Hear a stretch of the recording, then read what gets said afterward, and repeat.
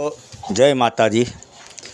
રમેશ પ્રજાપતિ બામ્બી લાલ કિતાબ એસ્ટ્રોલોજીમાંથી આપનું સ્વાગત કરું છું। હવે આજે તમને જીવનમાં ગમે એટલા અનુકૂળ આપણને વાતાવરણ ના હોય છતાં પણ એમાં હસતા રહેવું વગર ટેન્શને અને પ્યોર મેનેજમેન્ટ એ ભગવાન શંકર શીખવાડી શકે છે। તમે દરેકે ભગવાન શંકરની ફોટો તો જોયો જ હશે, પણ તમે ધ્યાનથી તેને જોશો ને તો તેમના ચારિત્રનું આચરણ કરશો ને તો એમાં બહુ જ વિચિત્રતાઓનો અનુભવ થશે। તમને દેખી છે બધાએ ભગવાન શંકરનો ફોટો બધાએ જોયો છે, પણ ધ્યાનથી એને સમજી શક્યા નથી। તો તમને કહું, જો તમે ભગવાનને ઉપરથી જોશો તો કહે છે કે ભગવાન શંકરની જટામાં માં ગંગાનો નિવાસ છે। ગંગા મૈયા એટલે પાણી જળ જટામાં, અને એનાથી સહેજ નીચે આવો તો ત્રીજું નેત્ર દુનિયા ભસ્મ એટલે કે અગ્નિ। એટલે પાણી અને અગ્નિ દુનિયામાં એક સાથે હોતા નથી, કાં તો પાણી હોય કાં અગ્નિ હોય। પછી જોયો ભગવાને પાણી અને અગ્નિને પણ બંનેને સાથે રાખ્યા। હવે થોડા નીચે તમે જશો તો ચંદ્રમા દેખાશે। કહે છે કે ચંદ્રમામાં અમૃત હોય છે, અને થોડા નીચે ઉતરીશું તો ગળામાં વિષ પીતેલું છે, ઝેર છે ગળામાં। એટલે અમૃત અને વિષ સાથે, પાણી અને અગ્નિ, અમૃત અને વિષ।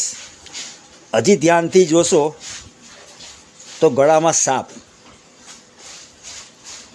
અને નીચે તેમના પુત્ર ગણેશજી, તેમની સવારી છે ઉંદર। સાપ ને ઉંદર કદાપી સાથે હોય નહીં। હવે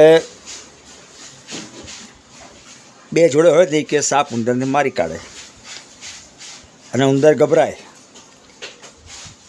કે સાપ ઉપરથી નીચે આવે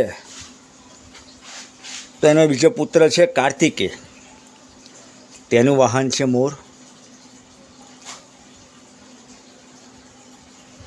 અને આવે એટલે કે રાહ દેખે મોર કે આવો જોઉં સાપ કેવો આવે છે।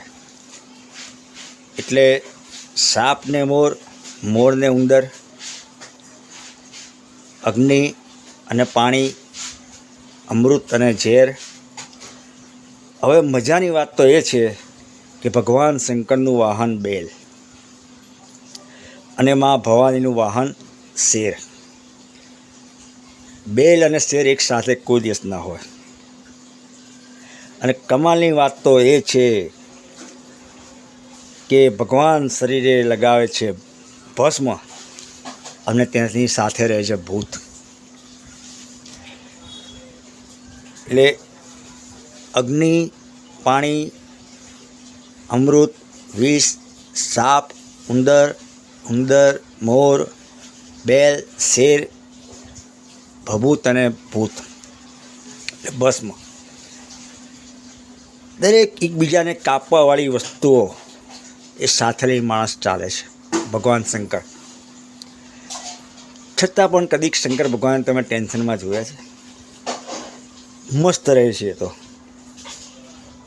અને એના જે કોઈ ખતરનાક વસ્તુ આપણા જીવનમાં નથી।